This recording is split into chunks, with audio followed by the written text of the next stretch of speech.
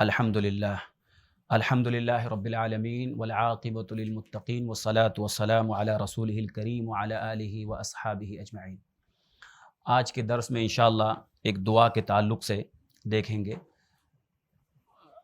بہت ساری دعائیں جو ہم کو یاد ہیں، ہم روز پڑھتے ہیں اور مانگتے بھی ہیں، لیکن دعاؤں میں ایک چیز یہ ہوتی ہے کہ لوگ بہت ساری دعائیں صرف زبان سے پڑھ لیتے ہیں، جیسے کوئی کتاب پڑھ رہا ہے ایسے پڑھ لیا۔ دعا مانگتا بھی ہے اللہ سے تو ایسے جیسے کوئی مینو کارڈ ہوٹل کا پڑھتا ہے ایسے پڑھ لیتا ہے، تو دعاؤں میں وہ اثر نہیں پیدا ہوتا ہے۔ بہت سارے لوگوں کو کتنی دعائیں ہم کو صبح سے شام تک یاد ہیں اور پڑھتے بھی ہیں، لیکن دعاؤں میں وہ اثر اس لیے نہیں ہوتا ہے کیونکہ ہماری زبان تو ادا کرتی ہے لیکن دل اس کے ساتھ نہیں ہے، قلب اس زبان کے ساتھ میں نہیں رہتا ہے۔ تو دعائیں جو بار بار درس میں بتائی جاتی ہیں، سکھائی جاتی ہیں، اس کا مطلب یہ ہوتا ہے، مقصد یہ ہوتا ہے کہ ہم ان دعاؤں کو جب مانگیں تو اپنے قلب اور اپنی زبان دونوں کے حضور کے ساتھ مانگیں، قلب بھی حاضر ہو، اور جب دعائیں مانگیں تو ان دعاؤں میں جو فضیلت بتائی گئی ہے نا وہ ذہن میں رہنی چاہیے۔ جب بھی کوئی دعا ہم مانگیں تو دعا کے اندر جو فضیلت نبی نے بتائی ہے وہ ذہن میں ہو، اور اگر اس دعا میں کوئی بچنے والی چیز ہے، اس سے بچنے کی پناہ مانگی گئی ہے اللہ تعالیٰ کی، تو وہ ذہن میں ہو۔ تو جب تک آدمی کو ان دعاؤں کے الفاظ اور معانی یاد نہیں ہوں گے تب تک آدمی دعاؤں میں لذت نہیں پیدا ہوتی۔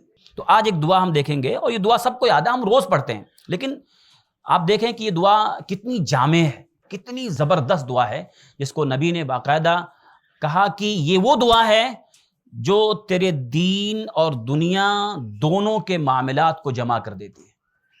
دونوں کا خیر تجھ کو ملے گا، دنیا کا سارا خیر اور دین کا سارا خیر، آخرت کا، تو دین اور دنیا دونوں اس دعا میں جمع کر دی گئی۔ کیا حدیث ہے؟ حدیث یہ ہے، صحیح مسلم کی روایت ہے، صحیح مسلم کی حدیث ہے، جاء رجل الی النبی صلی اللہ علیہ وسلم، ایک آدمی اللہ کے نبی صلی اللہ علیہ وسلم کے پاس آیا، فقال یا رسول اللہ کیف اقول حین اسأل ربی، کیا سوال کر، دیکھیے صحابہ نبی کے پاس آتے تھے اور نبی کو اللہ تعالیٰ نے ایک حکیم مربی بنایا تھا، آپ ایک حکمت والے مربی تھے، اور ایک ایسے معلم تھے جو رحیم معلم تھے، رحم کرنے والے، لوگوں پر بہت شفیق تھے آپ۔ تو جب بھی کوئی سوال کرنے آتا تھا تو صرف آپ جواب نہیں دیتے تھے، بلکہ جواب کے ساتھ ساتھ آپ اس کو ایجوکیٹ کرتے تھے، اور بہت ساری چیزیں اس کو آپ اس کے اندر بہت سارے اچھے اخلاق بھر دیتے تھے۔ تو بہت ساری چیزیں، صرف جواب نہیں دیتے تھے، جواب کے ساتھ ساتھ بہت ساری تربیت آپ کرتے تھے۔ تو ایک صحابی نے کہا اللہ کے رسول، آئے اور کہا کہ اللہ کے رسول میں اللہ سے جب کچھ مانگوں تو کیسے مانگوں؟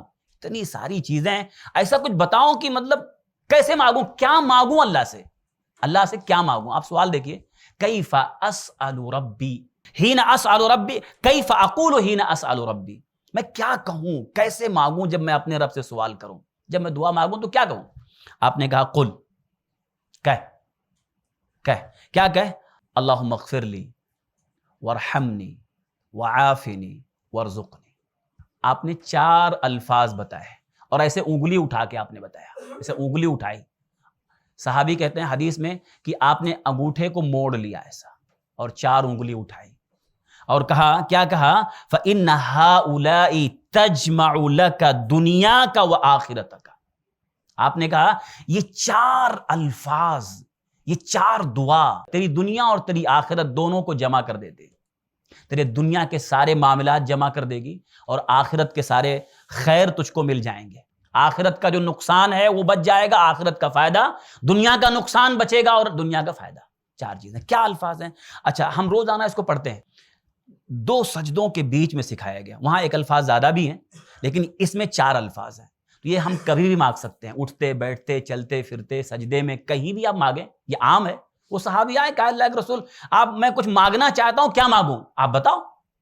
تو آپ نے کہا یہ 4 الفاظ۔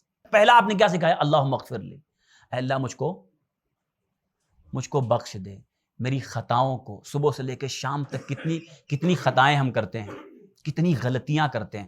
خطائیں جہنم میں لے جانے کا سبب ہے، خطائیں اللہ معاف کر دے گا، جہنم سے بچ جائے گا۔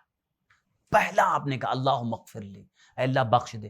اگر اللہ نے معاف کر دیا جہنم نہیں دے گا، جہنم میں بچ جائے۔ اللہم اغفر لی، اے اللہ مجھ کو بخش دے۔ میری خطاؤں کو مٹا دے، میری غلطیوں کو معاف کر دے۔ اللہم اغفر لی، نمبر 1 گناہ معاف۔ اس کے بعد کیا جوڑا؟ نمبر 2 پہ ورحمنی، رحم کر۔ گناہ جو اللہ کی ناراضگی کا سبب بنتے ہیں وہ معاف۔ اس کے بعد جب اللہ تعالیٰ گناہ معاف کر دیتا ہے پھر اللہ رحم کرتا ہے، ورحمنی، اے اللہ مجھ پہ رحم کر دے۔ رحم، جب اللہ رحم کرتا ہے تو ساری زحمت ختم ہوتی ہے۔ رحمت میں سارا خیر، سارا نفع، سارا فائدہ وہ سب رحمت ہے۔ ہماری زندگی میں جو ہم کو مل رہا ہے نا، صبح سے لے کے شام تک، سر سے لے کے پیر تک جو اللہ کی نعمتیں ہیں نا، وہ سب کیا ہے؟ وہ رحمت ہے۔ اللہم اغفر لی، اے اللہ مجھ کو بخش دے، میرے گناہوں کو مٹا دے۔ ورحمنی، مجھ پہ رحم کر دے۔ جہاں اللہ کی رحمت ہوگی وہاں زحمت نہیں، تنگی نہیں، پریشانی نہیں، کچھ نہیں۔ اے اللہ مجھ پہ رحم کر دے، رحم کر۔ علماء کہتے ہیں مغفرت سے جہنم نہیں ملے گی، رحمت سے جنت ملے گی۔ کیسا آپ نے جمع کیا؟ اے اللہ مجھ کو بخش دے، اللہم اغفر لی، مجھے معاف کر دے، جہنم نہیں، کیونکہ گناہ مٹ گئے، جہنم نہیں۔ ورحمنی، رحم کر دے، رحم کیا جنت ملے گی، کیونکہ رحم کے بغیر جنت میں کوئی نہیں جا سکتا۔ اللہ مجھ پہ رحم کر۔ اور آگے دیکھیں 2 دعا اور، وعافنی، نمبر 3 آپ نے کہا وعافنی، اللہ مجھ کو عافیت دے دے۔ عافیت ساری بلائیں تکلیفیں مجھ سے ہٹا دے۔ عافیت عام طور پہ جسمانی بیماری کے بارے میں آتی ہے، جو دنیا کے اندر جو بلائیں، پریشانیاں، مصیبتیں، تکلیفیں جو جسم کو پہنچتی ہیں اس سے بچا لے۔ علماء نے کہا عافیت میں دین، دنیا اور آخرت دونوں جگہ جو جسم کو مصیبت پہنچ سکتی ہے اس سے بچا لے۔ وعافنی، مجھ کو عافیت دے دے، میرے جسم کو صحیح سلامت رکھ، میرے جسم کو کوئی بیماری نہ پہنچے۔ وعافنی، آج کتنی بیماریاں آپ دیکھیے، کتنی بیماریاں جو ہم نے کبھی سنے بھی نہیں تھے، کب کیا ہو جائے معلوم نہیں۔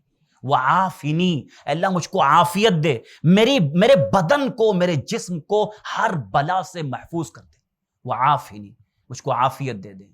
ورزقنی، نمبر 4 کہا ورزقنی، مجھ کو رزق دے دے۔ رزق اس کے جسم کو باقی رکھنے کے لیے ضروری ہے، تو جسم کو عافیت دے، ٹھیک ہے عافیت تو مل گئی، لیکن اگر رزق نہ ہو تو ورزقنی، مجھ کو رزق دے، رزق حلال۔ اس میں علماء نے کہا رزق میں کھانا، کپڑا، لباس، اچھا گھر، سب کچھ اس میں آ گیا، اچھا علم، نفع بخش والا علم، سب رزق میں آتا ہے۔ ورزقنی، مجھ کو رزق دے دے۔ تو 2 دنیا کی ہو گئی، عافیت دنیا میں، رزق دنیا میں، اور 2 چیزیں مغفرت کر دے اور رحم کر دے، جہنم سے بچا کے جنت دے دے۔ نبی نے 4 انگلی اٹھا کے کہا یہ دعا مانگ۔ اچھا یہی دعا ایک اس صحابی کو بھی نبی نے کہا، جو ایک صحابی آئے، کہا اللہ کے رسول مجھے کچھ نہیں آتا، سورہ فاتحہ بھی نہیں آتا، کچھ بھی نہیں آتا، نماز میں کیا پڑھوں میں، کچھ بھی نہیں آتا ہے۔ کبھی کبھی ایسا ہوتا ہے ایک آدمی ابھی نیا اسلام لایا، کیا معلوم اس کو، کہا کچھ بھی نہیں آتا ہے، تو کہا کہ نماز میں تو یہی پڑھ، سبحان اللہ، الحمدللہ، لا الہ الا اللہ، اللہ اکبر، یہی پڑھتے رہ، یہی پڑھ، پوری نماز نہیں پڑھ، کچھ نہیں آتا تو یہی پڑھ، جب تک تو یاد نہ ہو جائے کچھ، یہی پڑھ۔ کہا اللہ کے رسول یہ تو اللہ کے لیے سب ہے، میرے لیے کیا ہے؟ یہ جو آپ نے بتایا سبحان اللہ، الحمدللہ، یہ سب اللہ کے لیے، میرے لیے کیا ہے نماز میں؟ تو کہا آپ نے کہا اللہم اغفر لی ورحمنی وعافنی ورزقنی، یہ 4 کلمہ آپ نے کہا، یا کہا یہ مانگ، یہی 4 پڑھ۔